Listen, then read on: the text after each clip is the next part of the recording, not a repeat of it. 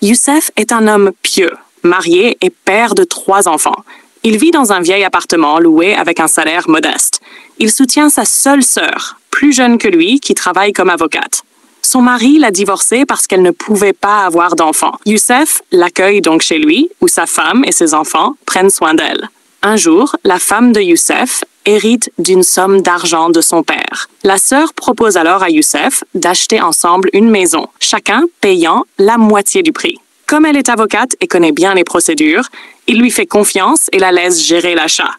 Mais elle enregistre la maison uniquement à son nom. Pendant 3 ans, chaque fois que Youssef demande à emménager, elle trouve des excuses. Finalement, la maison prend énormément de valeur. Son prix devient 20 fois supérieur à son prix d'achat. La sœur rembourse simplement Youssef de la somme qu'il avait investie et lui annonce qu'elle garde la maison pour elle afin d'y vivre avec son futur mari. Youssef ne se fâche pas et lui souhaite simplement du bonheur.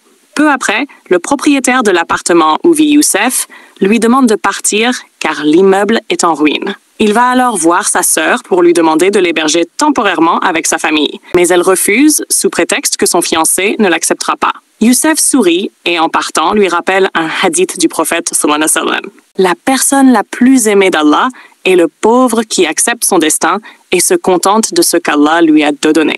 Finalement, la famille de sa femme l'accueille chaleureusement. Peu après, sa sœur tombe gravement malade et meurt. Youssef hérite alors de la maison et s'y installe avec sa famille.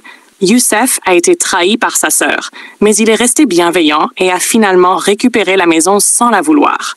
Malgré la douleur de perdre sa sœur, il prie pour elle et lui pardonne. L'histoire met en avant la patience, la confiance en Dieu et l'acceptation du destin.